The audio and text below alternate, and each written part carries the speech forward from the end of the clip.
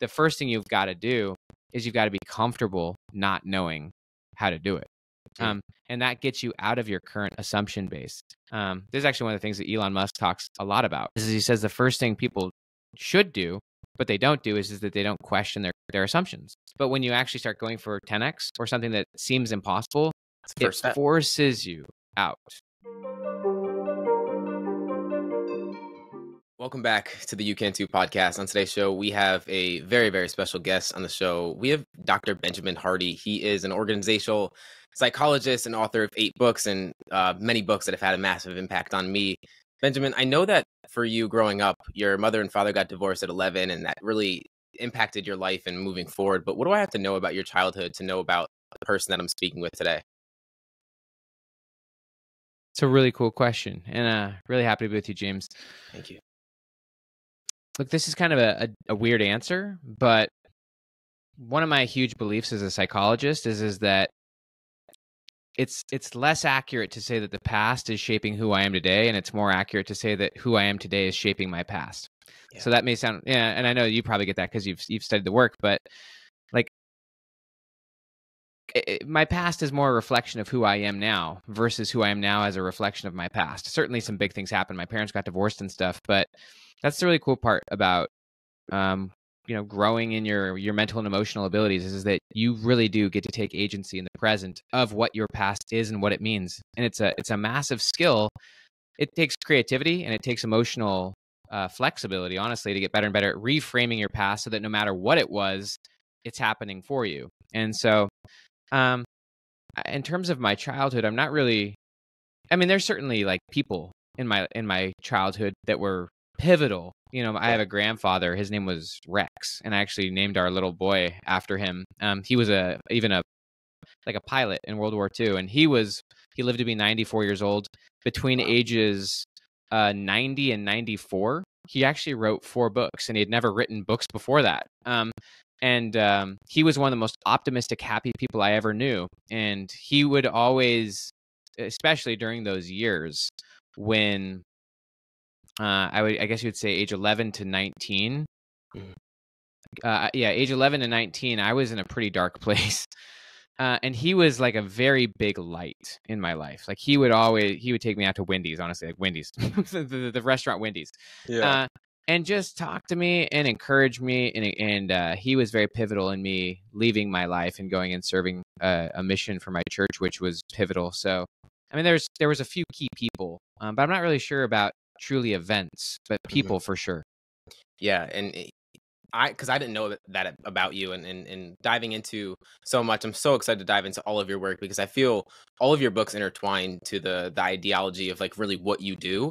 And it's so impactful for you to even say that to begin with, because so many of us, really the basis of this podcast is to help people unlearn the beliefs that stop them from really creating life that they deserve to live. And you speaking that right there is like, how can we detach ourselves from this idea of ourselves that we've created from the past to be able to really see who we are in the present, and even more so be more connected with our future? Because I know that so much of your work is really being able to connect with your future self. Yeah, so I'll explain, and I want you to bounce. I want you to bounce back and forth with me on the areas you want to dive deeper into, but also your own insights. I want to hear about this. Yeah. So I'll kind of explain very briefly how, like, the psychology of time. So, like, the psychology of time is that the past, present, and future all exist right now. And so whoever's listening to this, you're hearing and filtering this conversation through your lenses, which are shaped by your views of your past and your views of your future. Yeah. And so people with a growth mindset actually are a lot more identified with their future self than they are with their current self. That's actually kind of the definition of a growth mindset, is that you can change, and you know that who you are right now isn't the be all end all. Whereas if you have a fixed mindset, then what you've done is you've overly solidified your identity, which actually makes you highly fragile, because you're afraid of trying new things and failing because you really don't think you can change anyways. And so people with a fixed mindset have overly defined themselves by their past and even by their present. Whereas people with a growth mindset, they believe more in their future self. And so that's a really big point, is that your future does shape who you are being right now, but also, as we were just talking about, who you are right now can deeply shape what your past is. And to get better and better at that skill, I think about it like mastery over your past, which is a skill. First off, you have to realize that your past is flexible. Like I have a version of my past, but it's also like the draft of a book. Like I can draft it and tomorrow I can write a new draft and I can edit it. I can clean it up. I can refine it. But what people don't really get is that your view of your past is simply a frame, and it's based on your skill of seeing it in a certain way.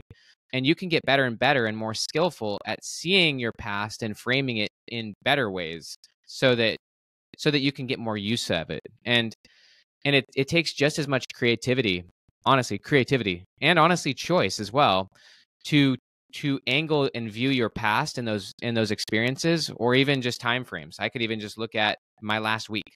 I can be creative about how I look at my last week, or I can be honestly passive about it and not think much about it. But if I'm creative about it and thoughtful about it, it's kind of like a kaleidoscope. Like, you can like twist it and like see it in different angles, and you can choose to get different things from it. And so like I can choose to look from different frames. I can choose to look at the last 7 days and think about how I've gotten better as a parent, right? And I can like look at that and start to really dig into my experiences with my kids and find evidence that I'm actually getting more connected to my kids.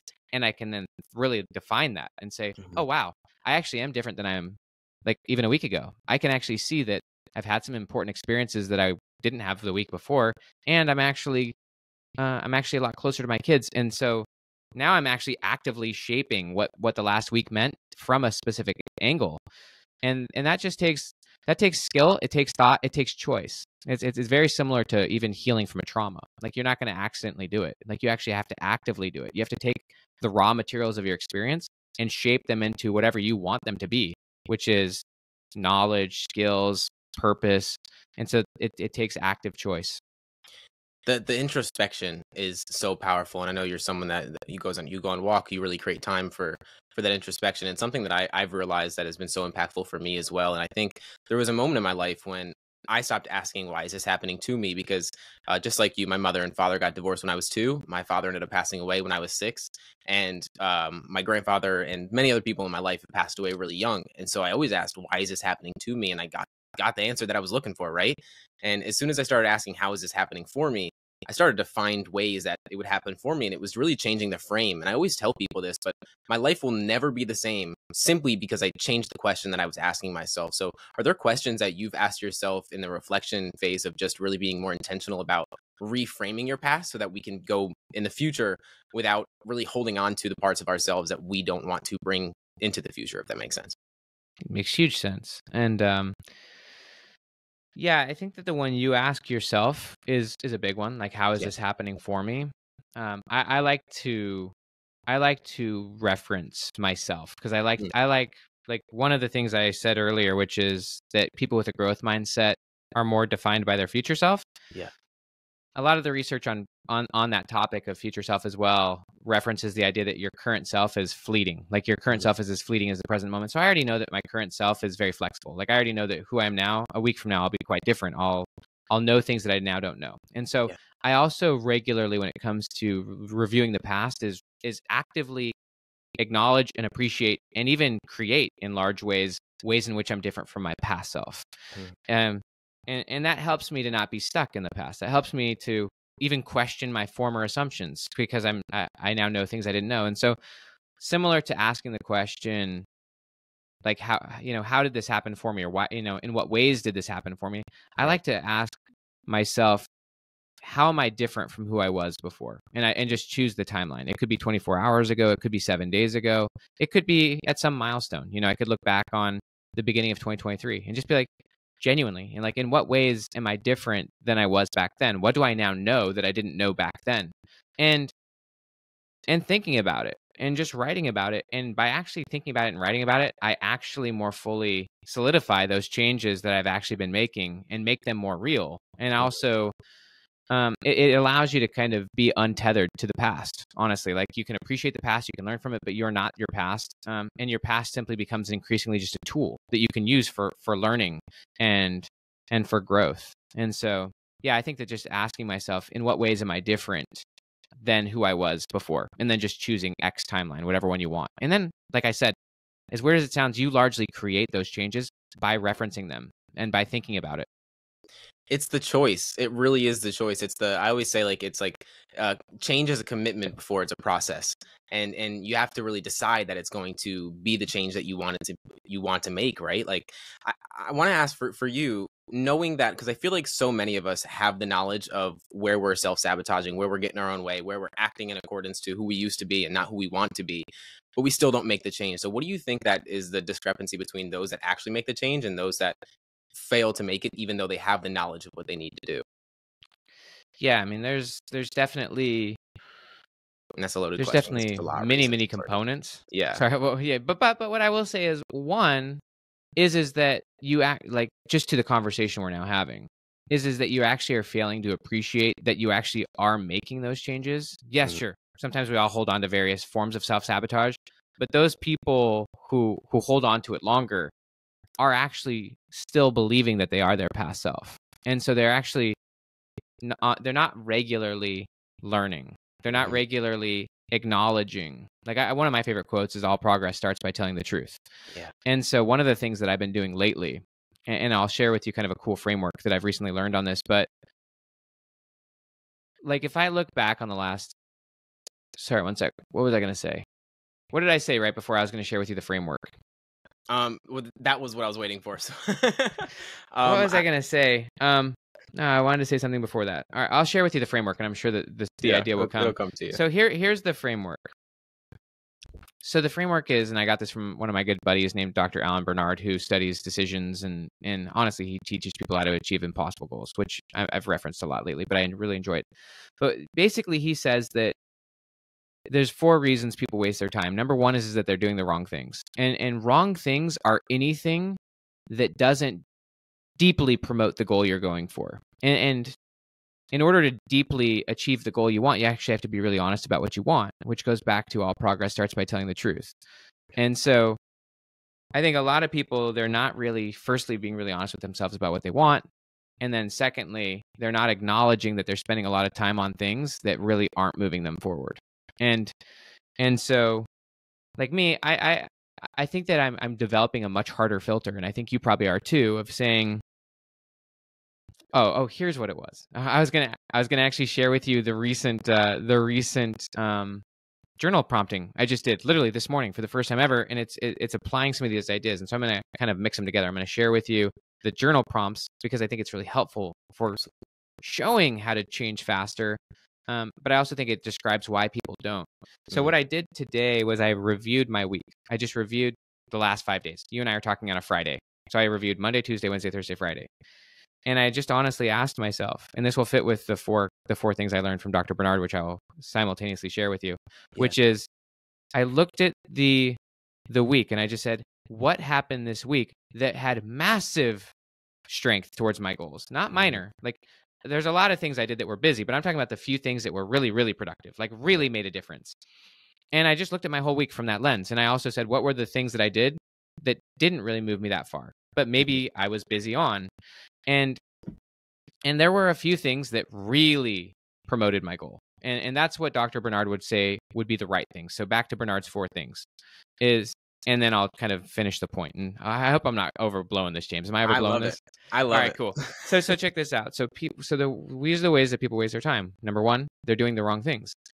But something can only be quote unquote wrong if it's not really moving you towards your goal. And you have to know what your goal is. Maybe what you are doing would be a waste of time for me, but it's totally taking you towards your desired future self. Mhm. And so being really honest about your goal and using that goal genuinely as the filter. And so people continuously do things that either are taking them away from their goal or are very marginally moving them towards it. Mhm. So the second way that people waste their time is that they're not finding the right things. They're not doing the right things. And in that context, the right things are very few things that dramatically move you towards your goal. And I honestly think people should have a higher bar. Like, if something doesn't really move the needle, then, I mean, maybe they need to learn how to get better at it, and maybe there's a slow growth curve in the beginning. But if they're not really moving forward, it's probably, they're probably honestly just focused on the wrong thing, and it's just Mhm. not that effective. The third thing that Bernard says that people do to waste their time is that they actually are doing that right thing. Maybe they are doing some activity that's really relevant towards their goal, but they're doing it in the wrong way. So they might be trying to multitask. They're doing like 5 things at once. Their day was not well designed. So maybe they go from like creative task to like some form of busy task to some form of like organizational task. So their brain's going, rather than like chunking and like doing like, I'm going to do 3 hours of deep work on this and I'm going to get really good at this. I'm going to learn how to do this. So the fourth thing is just simply that people repeat errors 1, 2, and 3, meaning that they don't learn from their experience. And so I think that a lot of people, they're continue to self-sabotage because they're not genuinely learning from their experience. They're not taking that time, say once a week, to just look back and be honest with themselves and say, if I'm being honest with myself, how much of this week actually really moved me in the direction I want to go? What were the few things that really made a big difference? And honestly, what were the things, and just write them down. What were the things I did this week that was mostly just me continuing my current path? And if you'll have that level of thoughtfulness and that level of self-analysis, then you can start to genuinely strip away those things that are the wrong things, using Bernard's language. But you can stop doing those things that are not really moving you forward at all. And you can then start finding those pathways that will really move you there. And then you can actually start getting better at those few things. And when you do that, you become shocked that in 3, 6, 12 months, you're getting better at a few really high impact things. And your life really does start to move forward. And you look back and you're like, yeah, I'm not doing most of those things that aren't there. And so I think it's a continuous process, but I just think that most people won't work their way through that process. Yeah, I think a lot of us are afraid to do that self-analysis because, again, it's like you said a minute ago, is we're not really crystal clear on what our goal looks like. And so when we're not really clear on what the goal looks like, it's really hard to really take an analysis of like, what am I doing? Is it really moving me forward? Because I'm not really sure. I think a lot of people are in a position where they're not sure of what position they're in out of those four, because I think everyone ends up getting to number 4 because in some respect, right? Because I mean, throughout life, change is the only constant. But how are we able to really get clear on what that 80% is that we need to get rid of, like you talk about in your new book, to be able to focus on the 20%? Because I think it's really, of course, getting rid of that. But how do we first get clear on what that really looks like? Yeah. So the 80%, using the frame we were just talking about, is all the things that are not taking you massively towards who you really want to be in the future. And so you said it right, that in order to actually even identify, call it the 80% of your life that doesn't really matter, you really have to have a goal. Like without a goal, you can't know like the areas to focus. Yep. And so that does take time. It takes time to actually think about who you want to be. It takes a lot of self-honesty. I actually think over time you can become increasingly honest with yourself, and you can get to the point where you're fine making choices. You're fine testing ideas and moving towards those, and not needing to like over solidify it. Like, as I said before, the past is a draft. I also view the future as a draft, and it's a tool. It's simply a tool, a frame, as we were talking about. And some frames of the future can be really useful and effective for making decisions. But I think that the first one is always just self-honesty and peeling away the layers of self-protection that stop you from being honest. A lot of that could be worried about what other people think. It could be worried about what your parents think. It could be worried about how it'll be perceived if it won't work. So like there's all of these worries that we have that stop us from even considering what we really want, let alone attempting. And that does take trial. That takes trial and error, and over time, and eventually you can really get there to where you're in a lot more alignment with genuinely the person you want to be in your future. I will say that most people just aren't spending the time to think about their future self, their vision of who they want to be, of where they want to be. It's certainly important. It's crucial. Like you talk to teenagers who have some view of a goal for their future self, some vision, even if it's just go to college. Those people will do better in high school. They'll avoid a lot of problems. Like having a future, and this is kind of Viktor Frankl 101, Man's Search for Meaning. Like you have to have that. Without vision, people perish. And so it's really worth sitting in your journal. It's really worth turning off the notifications from time to time and actually giving yourself the space and actually just thinking and saying, what do I actually want from my life? And it's okay if you don't have the best answer. Even if you have a draft of an answer, work off that draft and then look at your life and say, what in my life is against that goal? Even if it's not that clear. And then tomorrow, take some steps towards it and redraft it again. And your draft will get a little better every time. If you looked at drafts of this book, like they were garbage. The draft, and like what I'm writing right now, It's awful, but tomorrow it'll be a little cleaner, and the next day will be a little cleaner, and eventually your future starts getting pretty dang crystal. Um, and also there's times when it's foggy, and so I just think that it's just a tool, and you just got to work on it. Just as we were talking about working on mastering your past, you also have to master the future. Yeah. Let's talk about that because I love the mindset of the 2x versus the 10x mindset. When I first read the book, um, I mean, I think for a lot of people, it's a lot of unlearning they have to go through to really even take away something from the book because it's such a high level perspective on like how to really. I know it's like a 10x psychology more than it is like the tangibility of everything, but so much you have to change in your mindset. So, what do you think that people have to let go of really at the core to be able to take on a 10x mindset? And what do you think that, or what is the difference between a 10x and a 2x mindset? Yeah. The first thing you have to do to go for a 10x goal versus call it a 2x goal, or Mhm. 2x being just anything that's marginal from where you're at right now. So like Yeah. wherever you are right now, how I'm defining a 2x goal is that it's just honestly doing a little bit more of what you're doing, and just it's a natural linear progression. Like you're Mhm. pretty much already on a path to 2x. You might have to work a little bit harder, but it's just more of what you're already doing. So Right. 2x means that you're operating from the past and the present, and you're using where you are now and what you've done to just continue it into the future.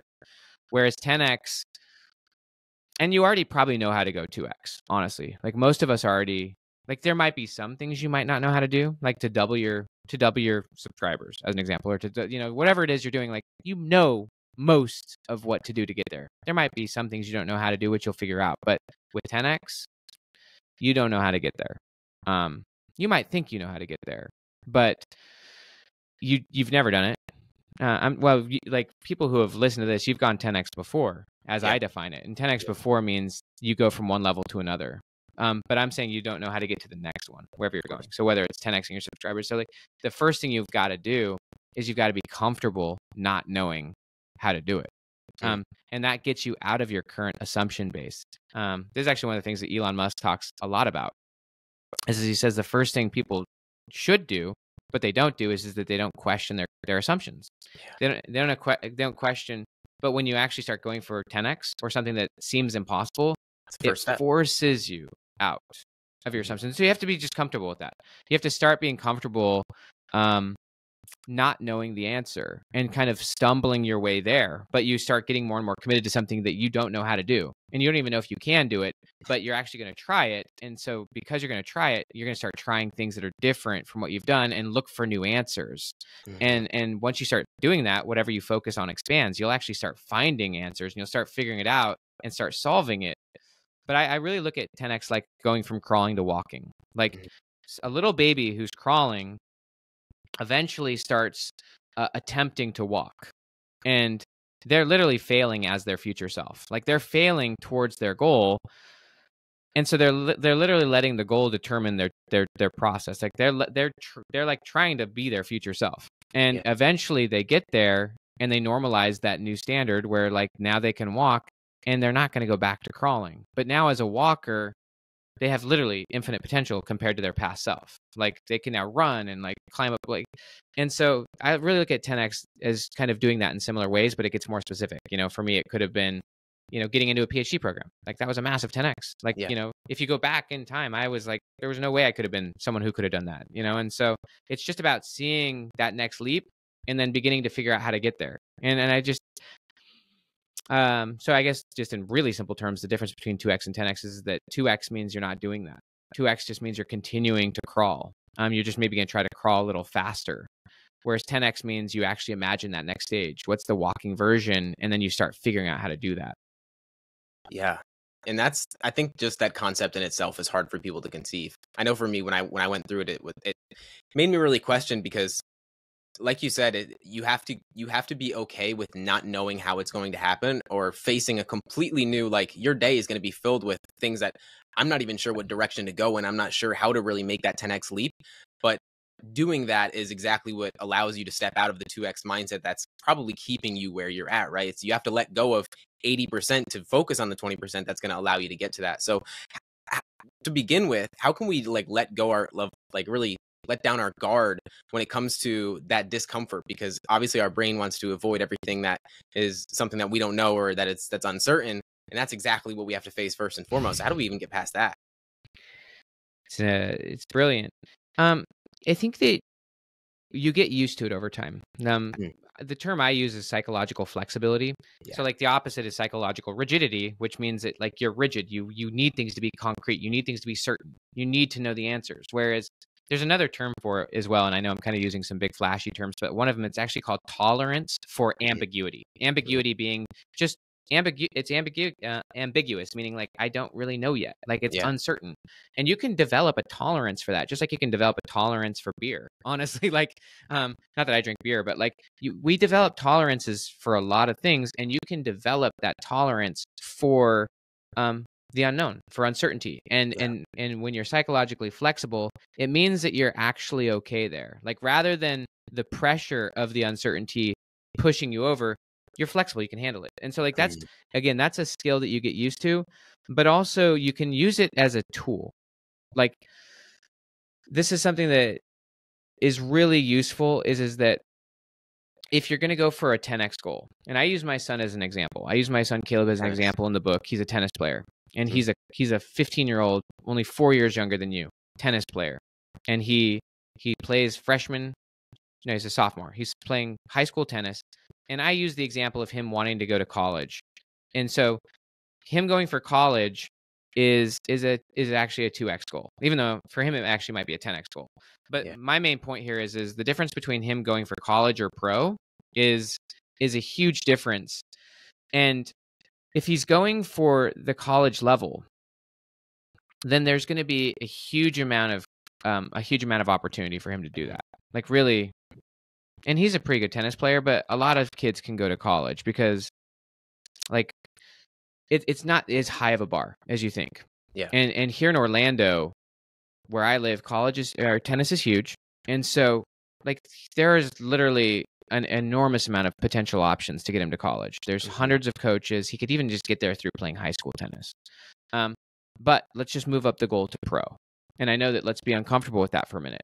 One thing I think is really important is that he doesn't have to be uncomfortable just messing with that in his mind. If he Yeah. just actually, again, using it as a tool, let's just use it as a strategy tool rather than being uncomfortable and making it such a big deal that we're actually considering going pro. Mhm. Let's just mess with it as a strategy tool.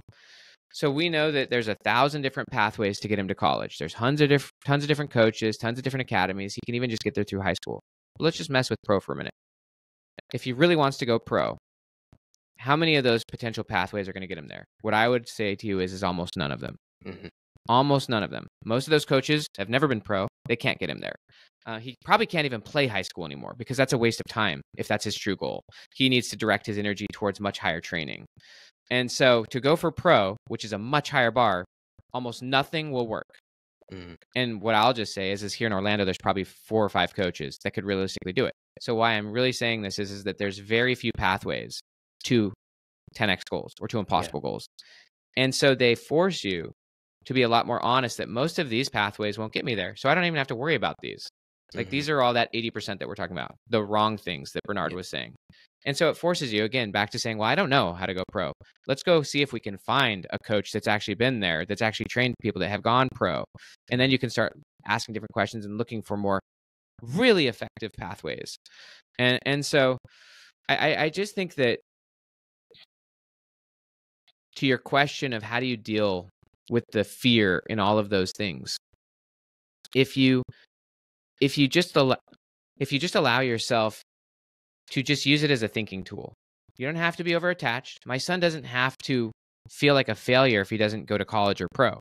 Yeah. But if he chooses one goal or the other, one goal is going to take him down a different path that's pretty broad. The other goal is going to lead him down a very specific path that is going to force him to find the few answers that are really good rather Mhm. than the many answers that are just average. And so higher goals allow you to go and find those unique pathways. And they also allow you to start letting go of maybe that high school tennis because it honestly it's not gonna help you really move that far forward. Yeah, I think it comes back down to the commitment, right? Like you have to when you change the from a 2x to a 10x, obviously going from college to high school or college to like the pros, it it's a different a whole different level of commitment that you have to create. And so when you say pro, it's a whole different path like you're saying. How do we really be able to I guess the word I'm thinking of is be able to not only detach ourselves from this idea of ourselves that's limiting us to be able to think of that 10x, but you speak about it so much is like it's much easier to think about our past because we already know that it's happened than to imagine a future. And so to even really think about the 10x being possible, I mean, I think there's so much analysis, there's so much like analysis paralysis that gets in our way that just stops us from being able to take that first step, let alone believe that, man, this is even, like, this is really even possible to begin with. Does that make sense? Yeah. So is the main question, like, how do you start, like, even at beginning to start learning how to think in big ways? Yeah, I think that that's a problem for a lot of us is, I mean, that's really the main hurdle with most people is they don't think big enough. And so when you don't think big enough, you can't achieve big enough because you're shooting for a smaller goal, right? Yeah. I think that, again, a lot of it is you don't have to do it for like hours every day. Even Yeah, if you just grab your journal and imagination is a skill. Like, Albert Einstein said, imagination is more important than knowledge. yeah. I'll share with you a quote that I heard for the first time today, which I thought was crazy. And this is attributed to Albert Einstein. Who knows if it's actually true?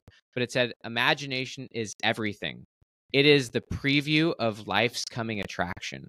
I thought that Mm, was weird. It is the preview of life's coming attraction. I don't know if that's like purely true, but I yeah, do know that whatever we think about and see, we tend to see more of. absolutely. And so I think for beginning stages, and it is, it is something you practice, but for beginning stages, actually give yourself space. And especially like teenagers like yourself, people who are, what is it? Gen Z, Gen Y? Gen Is Z, it yeah, Gen Z? Gen Z, I believe, yeah. Yeah. So like I'm a millennial, but like Gen Z, I actually think you can get a lot of imagination through fresh inputs. Like honestly, like even recently, I watched a documentary. I read a book too. I read a great book that I was suggested to, honestly, by a billionaire. He told me to read the book Beyond Possible. Great book. Mm, It's a book about a guy who's Nepali, from Nepal, who broke the record mm. of climbing the 14 biggest mountains in the world. Have you heard of it? I haven't, but you make me think of Roger Bannister. That was like such a massive impact on starting this, was like breaking barriers of belief around what's possible in the world in general. Totally. So this guy, so I'm not saying that I'm the kind of dude who wants to go climb those 14 highest peaks, Yeah. but I was suggested to read the book. And by just giving myself fresh perspective, Hmm. I was like, whoa. And then I went and watched the documentary. There's a Netflix documentary about him. And watching it made me realize, wow, like maybe certainly he's living in a very different way than I am. And Hmm. so one of the ways to kind of start to stretch your imagination is certainly exposure. Yeah. Um, and I actually even wrote about this in one of my books. I forget which one. Um, but Charlie Trotter was a very famous chef. He was Yeah. honestly number one in the world for a period of time. I think he was in Chicago. He's passed now. Mhm. But Charlie Trotter, he had one of the most like 3-star Michelin restaurant, famous. People would come all over the world to come to his restaurant. And one thing he would regularly do is that, you know, the restaurant would be closed on certain days and he would go into the inner city and grab homeless kids and literally give them the full spread. Like a fine dining mini course meal that people pay $1,000 for, he would give it to them Wow. for free. And the reason he would do it is because he wanted to shatter the glass ceiling in their mind of what was possible. And Mhm. he wanted to show them that he was literally doing it to expose them to Yeah. other potentials, which would have never even been registered for them. And so I think one thing is simply to, there's a lot of things you can expose yourself to that are not that great for you. Your input shapes your outlook, and back to that 80-20 principle. 80% of stuff is, at least, especially on the internet, is really actually probably going to take you the wrong way in terms Yeah. of like it's not going to take you into a great direction. Yeah. But it's amazing to expose yourself to the thinking and to how people are living that are doing things that actually do seem impossible to you. I Yeah. guarantee you, if you go on the internet, um, you can look up stuff all the time where people, whatever it is, whether it's climbing all those mountains, whether it's building billion-dollar businesses, whether it's having a great family, whatever it is, like they're doing things that you might actually think are impossible to you. Mhm. And if you actually start to think about it and study it and analyze, you can realize actually they're just human beings living a certain way, and you can actually learn how to live that way. So that's one. But also number two is actually practice. Imagination being a skill. It's more important than knowledge. Just like it's a skill to sit and reframe your past and actually take something that you, even the last 24 hours, and just saying, oh, no, it was a crappy day. And actually saying, I'm not going to accept that. Yeah. I'm going to actually think about what about today was great. I'm going to actually think about what today was useful. And that actually takes, again, what you were saying before, choice. Yeah. And actually sitting with it and saying, no, I'm not going to just take my initial gut reaction. I'm actually going to cultivate this. I'm going to think about it. And you can get better and better at it. You can get masterful at it, such that like you can look at the last 5 minutes and find 50 lessons. But the same is true of your future. You have to actually practice. You have to practice and just think about, allow yourself to even uncomfortably think for 5 minutes about an incredible future self and what that could look like. And just, and then if you want to, start sketching it out, write about it, and give it a timeline and just mess with it. And over time you can get really good at it. But I just think you have to just start. So very true. So very true. Have you read the book Psycho-Cybernetics by chance? I would assume so. Yeah, probably like 10 times. Yeah, that's one of my favorite books of all time, and it makes me think of having like a mental movie theater in some respect, of being able to imagine yourself where you'd like to be and really almost feel those feelings as though you're almost there, because our nervous system doesn't know the difference, right? And I think so much of that is being able to let go of our current paradigm of how we look at the world and what's possible, and be able to just detach. And like you said, it's like you go on social media anywhere and you can see someone doing something in some respect that was at once seen as this isn't possible or that's inconceivable. So to be able to really connect with our future self so much, because that's so much of your work, is being able to connect with your future self. I know that like time is holistic, and really there's our past, our present, and our future, and they're all really intertwined. But how do we really be able to attach our future self? Is it do we have to get more clear on our values? Is it more clear on like the actual goals in itself? Or like, what do you feel is like most prominent when it comes to being able to really get in touch with that future self? And I hate to dive into this deeper, but I think it's so powerful.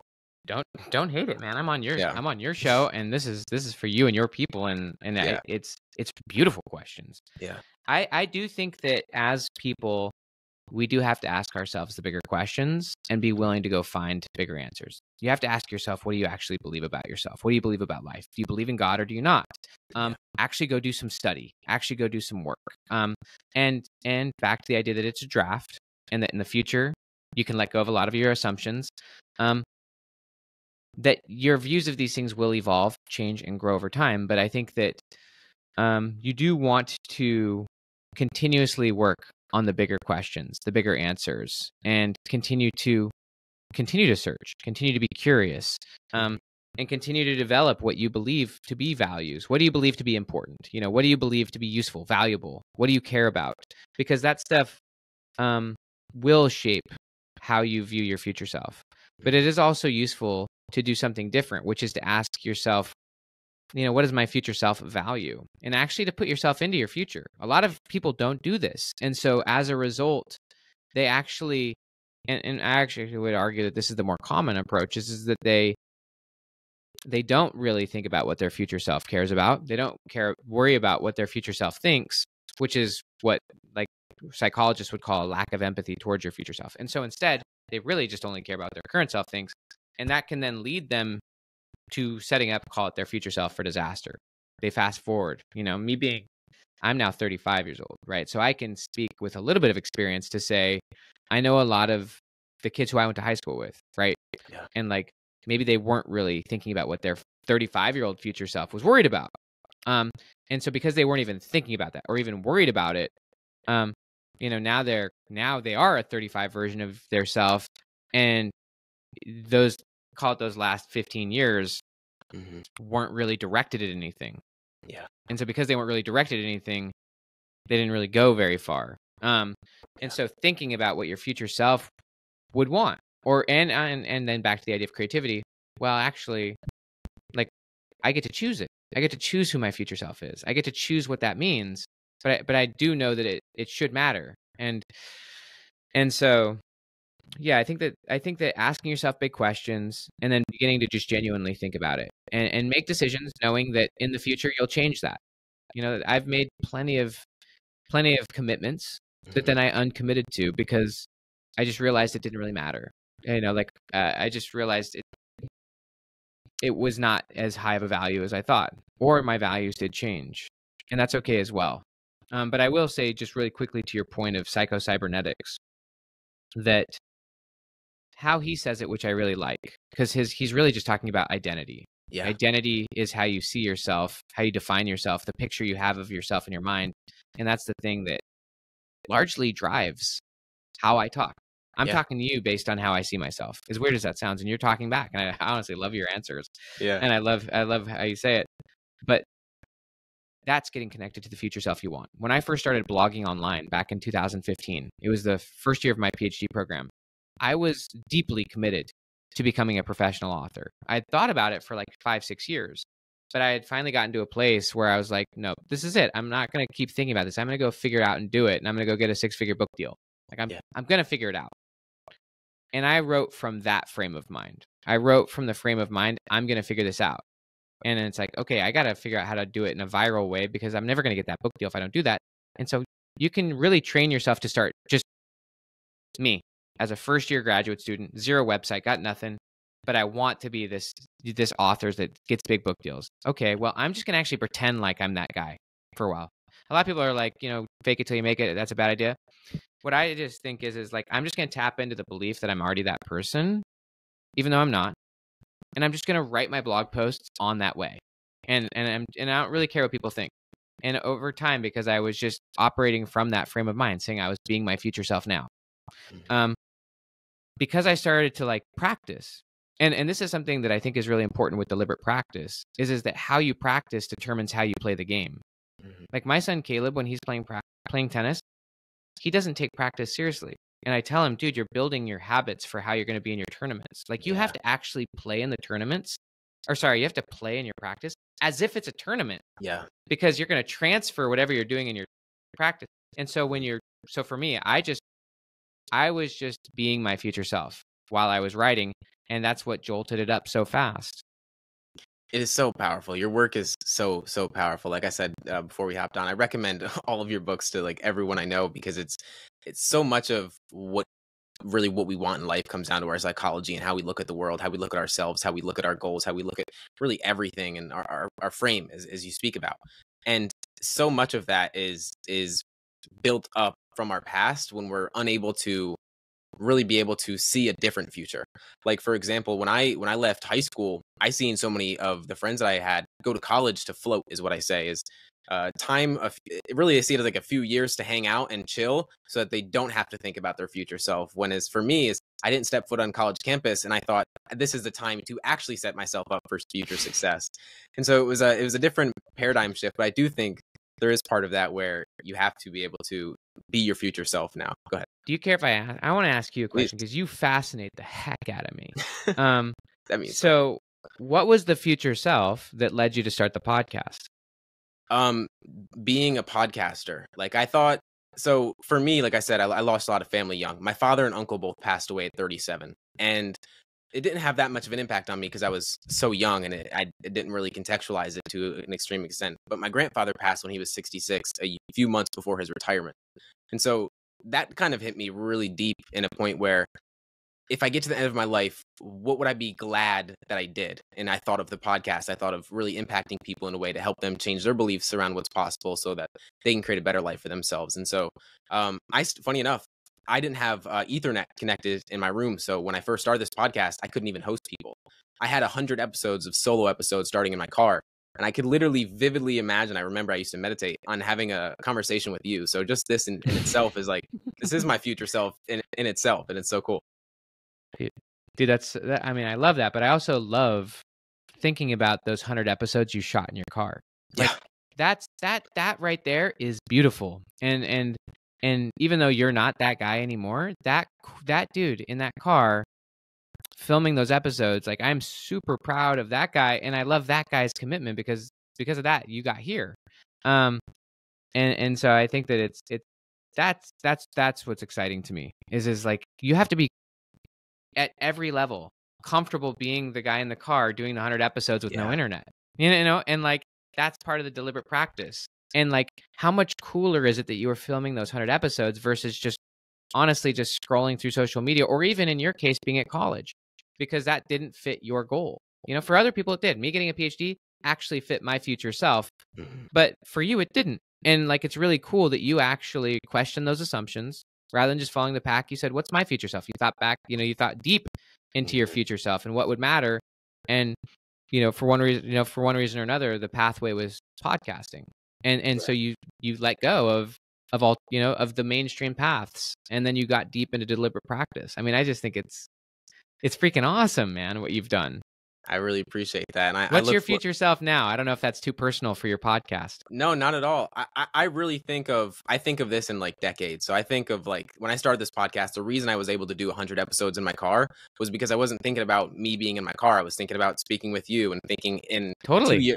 2 years from now when we're in person kind of thing. So I think that's the next level, is really being able to continue to grow this podcast to a point where I'm speaking like people like Lewis Howes, and like I have that kind of level of podcasting, and that's a 10x leap. That's a massive leap to really think about that kind of perspective. But your work has had such a massive impact that I just don't see it as not a possibility. And I think that has how I've always been able to see really everything. It's not like if, but it's more so when, if you commit yourself to that level. I think what's super cool, like looking at some of those big podcasts that, are huge, top 10 podcasts in the world. Yeah. And the cool part with someone like you, who's already made massive leaps recently, Yeah. I'll tell you that a lot of those people who have those huge podcasts have obviously made 10x, 10x, 10x, but some of them have not made them as recently as you. And so you actually have more psychological flexibility than you might think. And so you can take what you learn from them and you can jump there as fast as you want. You can start applying the things that they're doing if you want to, implement whatever levels you want and start being your future self now, which you're already doing. So I'm just excited because like I already know if I bump back into you in 2 or 3 years from now, like you're going to have one of those podcasts. I already know it. And so it's just really it's fun to see someone who's willing to operate from their future rather than operate from the past. And that just goes back to, again, the child crawling to walking. Eventually they just start walking or crawling to the assumption that they will eventually walk. And at some point, a lot of times people just stop doing that. They just kind of just do what's conventional, or they just do what they've done in the past. And that's what I'm calling 2X. Yeah. I had Gay Hendricks on the podcast a few weeks ago, and I know that you align a lot with his work. And he spoke about how I think like the most important thing that we can have in life is our wonder. It's our ability to really be able to see something more, even though we may have come from something that seems like so much less. And so I think being able to see that future self without being able to attach ourselves, because I think even like I started the podcast from a lens that like I was almost speaking to myself when I was doing the solo episodes to some respect. I would write to myself the same way when I was starting.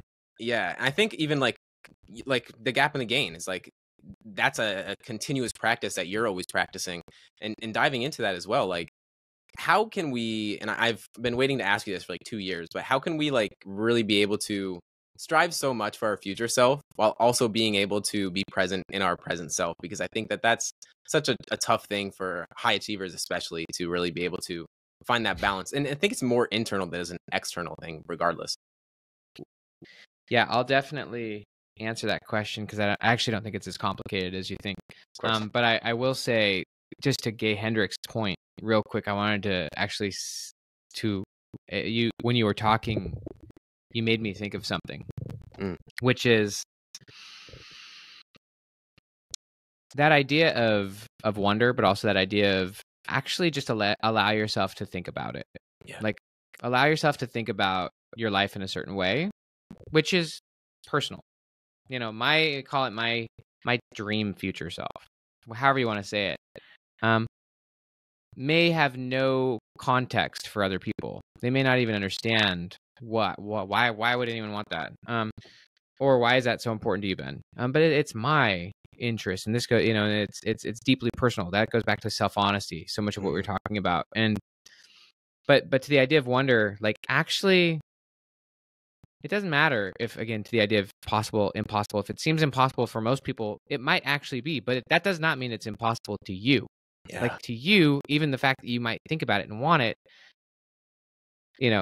there's plenty of things that you've done that would not be possible to other people, but it wasn't impossible to you because you had some connection to that. And so I do invite people to allow themselves to just think about what if, think about, and actually just allow yourself to think about it in the highest form. Truly think about it in the highest form. And you don't have to be attached to it, but just actually allow yourself to think about it and just realize it's okay for you to think about that. And it's also okay for you to want that. And it's okay that other people won't understand. And you can continuously choose that, or eventually you can choose some other way. I actually really love the quote, and I'm sure you've heard me say it, but we're kept from our goal, not by obstacles, but by a clear path to lesser goals. And so you've probably got it written down or something like that, right? It's hilarious because that's exactly what I was going to bring up next. Yeah. That That's exact what it quote. is. I mean, we genuinely take that clear path to the lesser goal regularly, even daily.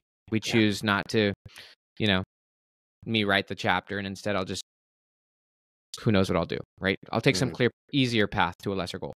But to your question about being in the game, being present, yet striving for the future. How do you strive for the future, yet just be in the present? Just be right here, right now. Like, does it always have to be striving all the time? And I really don't look at it that way. Like, how I look at it is that who I'm being right now in the present is based on the connection and the views I have of my past, as well as the connection and views I have of my future. And so, like, my future self doesn't actually stop me from living in the present. It actually enables me to live intentionally in the present. I very much deeply want to be an incredible father, and to really support my kids through that. And so that view of my future self enables me here and now to be present in the way that would lead to that, rather than just hoping for that. I'm actually like, I'm operating from that. And so I really look at it as, rather than having your future self as a checklist of things to do, it's actually a filter through which you be. Like my future self is the filter through which I live my life right now. It's why I'm on this podcast. I'm here with you talking about these things. Yes, I'm deeply with you, James. And I'm even reading the sign behind you. You can too. I love your podcast. I love everything about this conversation. I'm deeply here. But I'm also filtering the fact that I'm even here because of my future. And because it's relevant to the goals I'm pursuing and to who I'm striving to be, and also the purpose I want to have. And so I think when you stop looking at your future self as something out there, way out there that you have to stretch and strive for, and more it's actually the person you're just being today, and you're using it as the filter and as the lens and as the operating system, then it really just actually allows you to be a lot more present towards what actually matters, and to block out all the noise that doesn't. And so, as I said, and you even mentioned time being holistic, the past, present, and future are right now. The past and the future are simply tools for allowing you to operate in the present in certain ways. If I get really good at mastering my past so that I'm no longer angry at my past or angry at my parents or triggered, or instead, if I get really good at just being in the game, as we would say, learning from it, being grateful from it, but also being detached from it to some degree. I'm not my past self. Like, that's not me anymore. But I've learned a lot from it. And man, I've learned even a lot, even in the last day. I'm way farther than I was a day ago. Like, that helps me right now. Now I'm operating with a great past, but also with a clear future. Now I'm also operating with a clear and exciting future that helps me make better decisions. It helps me get rid of that 80%. It helps me to be thoughtful about, maybe I don't need to do that today. Maybe that doesn't fit. Maybe college doesn't fit with my plans, right? So I'll skip that. And so the past and the future are tools for living in the present. That's what's brilliant about human beings, is that we have pasts and futures that are very shapeable. And you could have a past that's crushing you in the present because you're still so frustrated or angry about it. You could have a future that's terrifying you, and so you're petrified in the present, or that you have no future, like to Viktor Frankl's point, and so you don't even know what to do in the present. So let's just distract ourselves. So that's really how I see it. I really don't. I'm not missing the present for the future. I'm utilizing the future to live in the present. I really like that perspective. When you said like the future is out there, I really resonated with that kind of perspective on looking at like yourself, like your future self, almost like it's a separate. You want it right entity. here. So far away. You want it actually, rather than it to be out here, you want it to be like the goggles through which you're looking at life. Yeah. Yeah, it's the red tinted sunglasses that you see, and everything else is red. It's like the reticular activating system as in Exactly. your future self in some respect. That's really cool. When I had Derek Sivers on the podcast, he talked about how when he was younger, he set his future self up for success almost to his detriment of his present self. And I find for a lot of, I would say, high achievers, that's what we find ourselves doing, is where we set ourselves up for, where we're trying to set our future self up for success so much that we miss out on the present. And I think our ego has a tendency to either be in the future or be reminiscing about the past. So it's like really being able to find the ability to be present in what you're doing, because that is when you're the most intentional, right? But when you're also connected to your future self. I really like that perspective. Yeah, I think it takes time. No one's perfect at this. Yeah. Humans are very, there's a lot of research on this now. Humans are very, I'll just give a couple of references. One would be Yeah. Stumbling Upon Happiness by Daniel Gilbert, Mhm. and also Homo Prospectus by, Marty Seligman. Mhm. But really what the whole notion is, and this is really what a lot of positive psychology has gone into these days, is that human beings spend huge amounts of their time thinking about their future, Yeah. especially when you're younger. You know what I mean? And that's actually part of why when you're younger you change a lot and grow a lot, is because you have a different future. Little kids are deeply imaginative. Your 20s, there's a great book, actually, if you've not read it. It's called The Defining Decade, all about people's 20s. Have you Mm. seen that one, The Defining Decade? I haven't, but I'm gonna write it down. Check it out. The only reason I say that is because there's a lot of research that talks about how people's personalities and lives change so much during their 20s.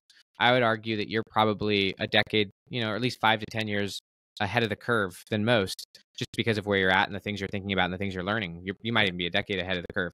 But for a lot of people, their 20s set them up so that when they get into their 30s, they're kind of having to pay back the debt of their 20s because they really did nothing with it. Yeah. Whereas others, those 20s now set them up on a totally cool trajectory. But one of the main points here is that people's personalities change a lot in their 20s. Mhm. And they can continue to change a lot if they have a future that's different from their present. Challenges, and this is what a lot of psychologists have come to believe, is that people's personalities kind of solidify in their 30s, because it's typically at that stage when people stop having futures that they choose and imagine. Instead, Yeah. they have default futures, which is, I'm going to get to retirement, or they end up going on a default path, which is kind of the path that they're already on, and then they just kind of accept that.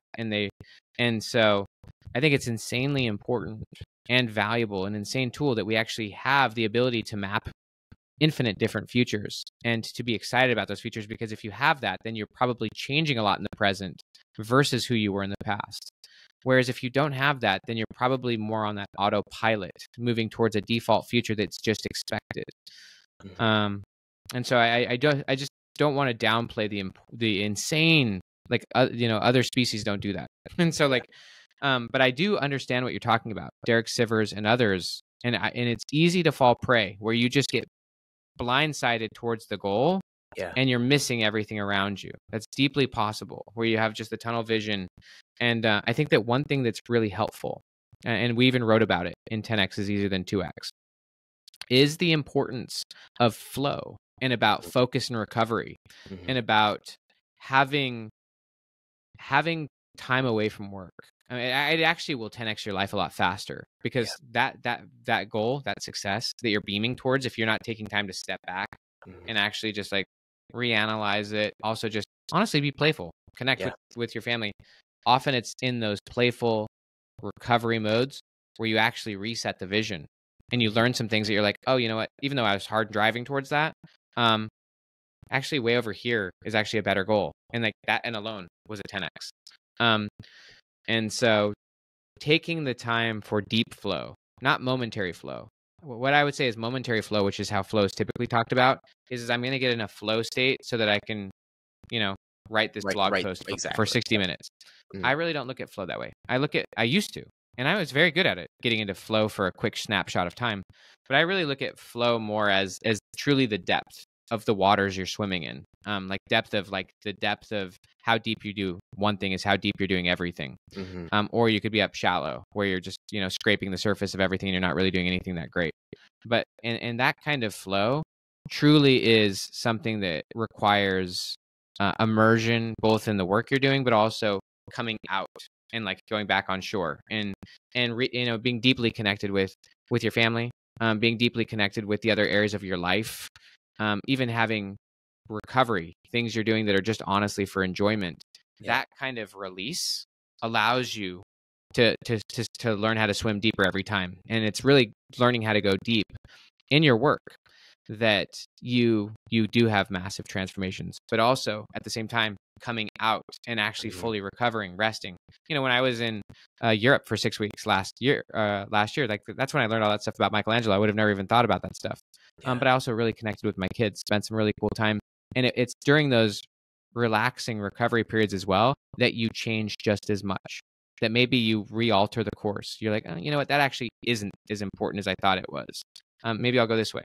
Or you just are relaxing, recovering, and you can take some time to imagine something much bigger and better. And so I think that the people like Sivers, people who are really high achievers, often they haven't designed their full life for flow. And so it's usually about just work. And they actually are missing a lot of the deep aspects of the other areas of life, which is very easy for all of us to do. Yeah.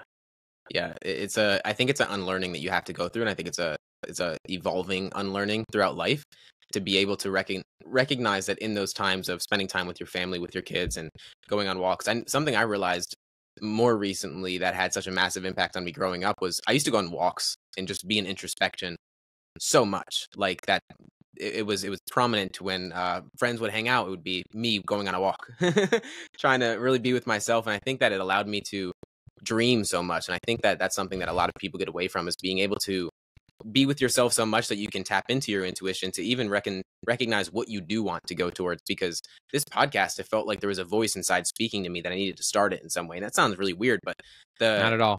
I think for a lot of people, it's being able to be with yourself to be able to get in touch with what you do want.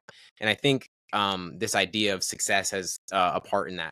How has success, your definition, your idea of what success looks like, changed over time throughout? Because I know from when you first wrote your first book to where you're at now, it's definitely changed.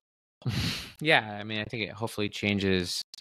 Hopefully it changes, week by week. Gets better.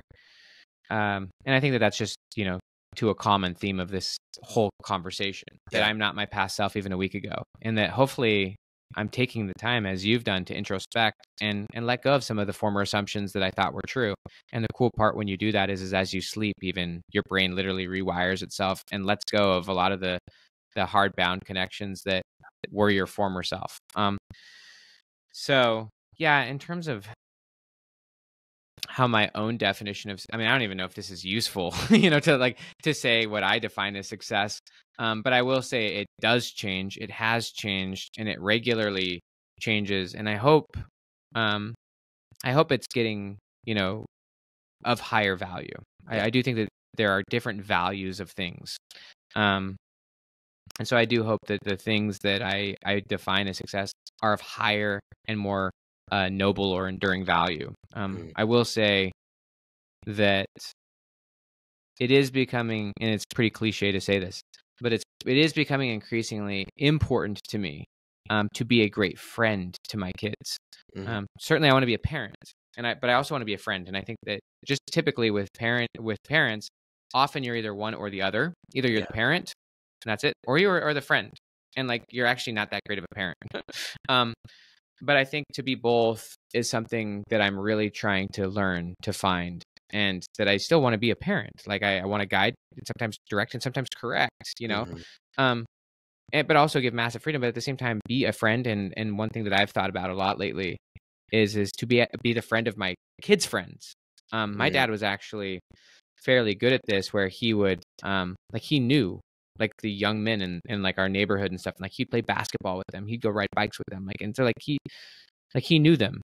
And I have to admit that like I've spent good time with my kids and definitely love them. But I don't know if like I've been that great of a friend to their friends, where it's like Mm-hmm. I'm really interested in their friends, and like their friends, like I'll go draw, like play card games with them, or like I'll go out and I do throw football with Caleb and one of his friends. And he's really cool, but I would like to do that with more of my other kids' friends too.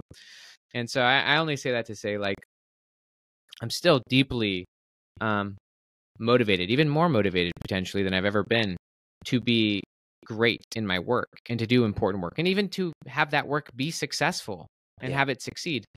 But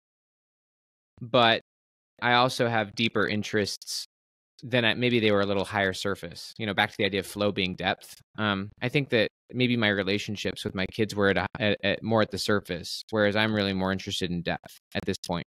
And so I think that probably my definitions of success are going into deeper waters, and caring more about the depth, the quality of things versus just being satisfied that it's there.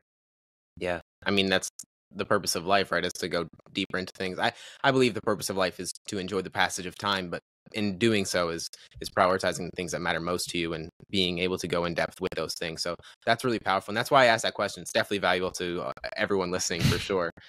There's one last question I ask every guest and encapsulates what I want to do with this podcast. The question is, what belief are you currently unlearning? Such a really cool question. Thank you. I'm not. I should be more. I should be more sure. I'm not sure. It's a tough question. I don't think there's been one person that I've asked that has had an answer immediately. There's no. Yeah. And that's part of the greatness of it is that you actually still believe it, which means that you're kind of a fish swimming in that water without knowing it's water. But I think one belief that I'm definitely. I mean, it's such a great question. I think a lot of them are more personal, kind of observing the own aspects of myself that genuinely are fixed-minded. Mm-hmm. Like we all have fixed mindsets in various categories. Yeah.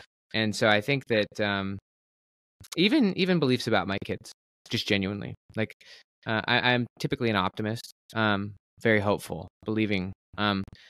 But if you kind of went to the deep roots, like I might have some fears. Actually, this is actually one thing I've learned very deeply is that I think maybe to some degrees with my older 3 kids that we adopted, I've operated from more of what would be called an avoidance space. So like you can either be approaching what you want or avoiding what you don't want. And if you're avoiding what you don't want, typically that means that you're operating from fear. And one thing that I've become very aware of is that I've kind of been very avoid oriented in some of my language, meaning like I'm talking about things that I think that they should avoid versus pointing them towards the thing that they should approach. And then just peeling that back and being like, oh, obviously I've got fears around this, which means that I have doubtful projections of the future, which is why I'm afraid, which is why I'm pointing them towards being avoidant toward that. And so I'm saying I've been very aware of this coming out recently, and